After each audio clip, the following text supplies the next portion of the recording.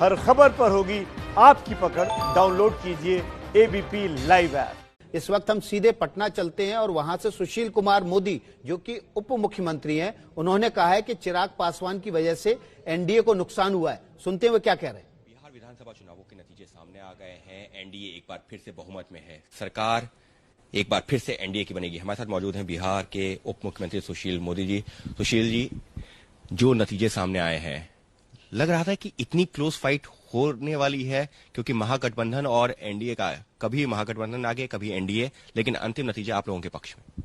नहीं, देखिए, लगातार बढ़त बनाए हुए थे वो लोग। शुरू के अंदर पोस्टल बैलेट के अंदर जरूर उनकी थोड़ी बढ़त दिखाई पड़ रही थी, लेकिन आप सारे मीडिया को देखेंगे आप तो सुबह 9 बजे के बाद लगातार एनडीए अपनी बढ़त बनाए हुए था। और देखिए, चुनाव में तो हमेशा कोई एक तरफा चुनाव तो होता नहीं है कि आप स्वीप कर रहे हैं, सारी सीटों को जीत रहे हैं। तो एक सामान्य चुनाव था और हम लोग को पूरा भरोसा था कि हम लोग पूर्ण बहुमत के साथ वहाँ सरकार बनाएंगे। और ये जो एग्जिट पोल वगैरह जो आए वो बड़े भ्रमित करते हैं, और एग्जिट पोल का कार्यकर्ताओं के लोगों के दिमाग पर उसका असर होता है। लेकिन अच्छी बात है कि मतदान तो हो चुका है और निर्णय बक्से के अंदर बंद है।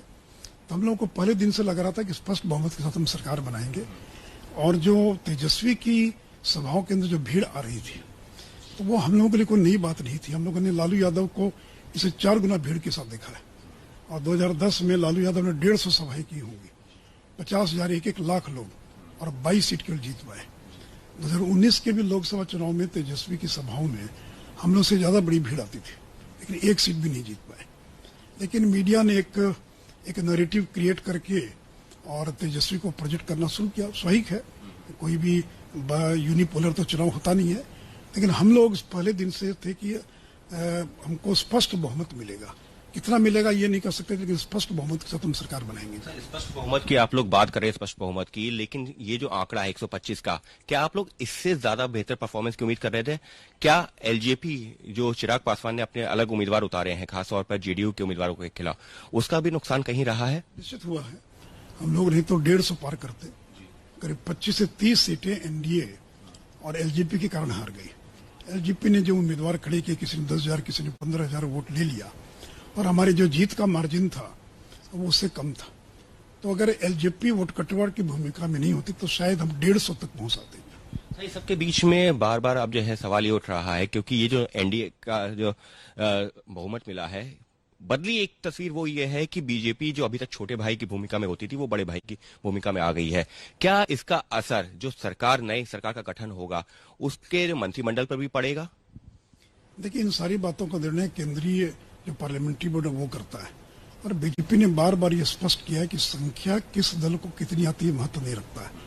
मुख्यमंत्री नीतीश कुमार होंगे। और देखिए, जब अलायंस में आप चुनाव लड़ते हैं तो आप केवल अपनी ताकत पर चुनाव नहीं जीतते, एक दूसरे की मदद से आप चुनाव जीतते। तो अगर जनता दल जो चुनाव जीता तो उसमें बीजेपी की मदद है, बीजेपी जो चुनाव जीता उसमें मांझी जी और नीतीश जी की भूमिका है। तो कुल मिलाकर अलायंस चुनाव जीतता है।